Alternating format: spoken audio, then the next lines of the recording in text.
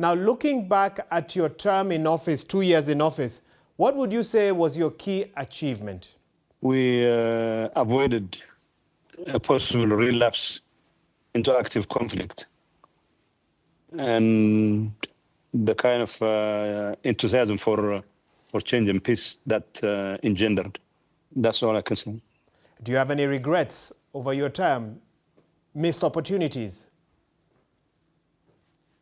Yes, regrets in the sense that there are things we could have and should have done earlier, like the return of IDPs. And unfortunately, the political environment in Tigray was such that internal squabbling for a useless and otherwise useless power made it almost impossible to do so. You've publicly accused hardliners within the TPLF of trying to undermine you. What do you think was the biggest contributor to your removal from leadership or your exit from leadership? There was every effort on the part of the political leadership to sabotage the process, and my leadership as well. But it's not just the political leadership. To a certain extent, the military leadership was also was part of this. And my exit, obviously, is a function of so many factors. But the most important one is the internal party squabble, which made it life difficult, not for me, but also difficult for the people of Tigray. General Tadesse, what does his appointment mean for the Tigray region? I am inclined to say little in this case. All I know is he's been my deputy president, and I expect him to pick up wherever I left off, as someone who was responsible for the most important aspects of my administration. He was as much, in many cases, more responsible for the failures than most everyone. So I would expect him to pick up where I left off and try to make adjustments. He has to come up with a magic wand to address the problems of the party. And the party assumes that it has appointed it, and the prime minister insists that it was the prime minister who has appointed him.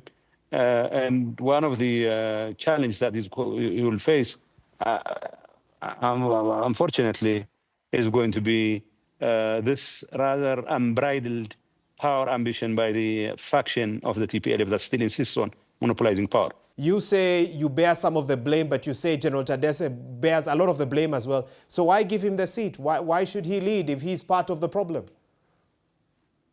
Well, it's not for me to decide. In our consultation with the prime minister, he tried to impress on me that maybe he is a better choice than most everybody that have been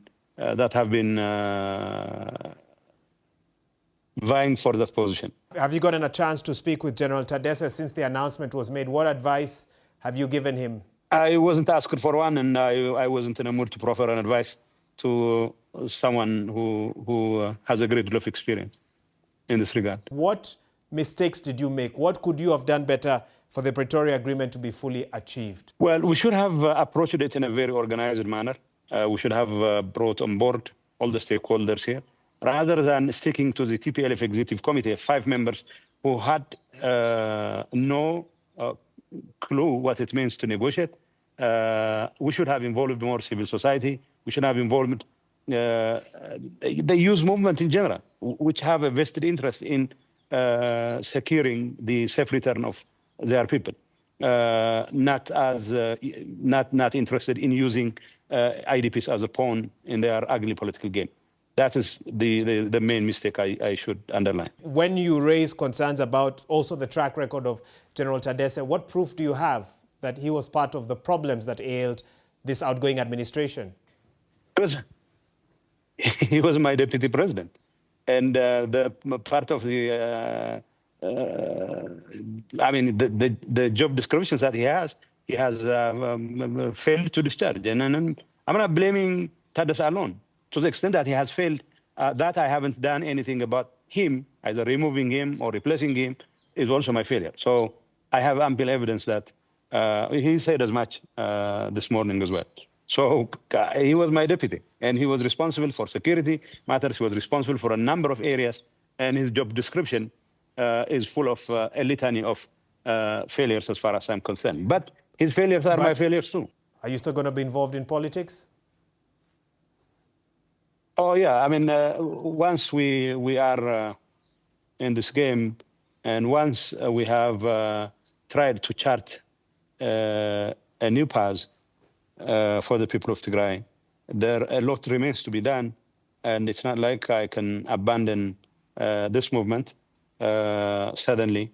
And whatever position I'm going to have, I will definitely be involved in politics in Tigray, and I intend to remain the course and continue to contribute to the betterment of the lives of the people of Tigray.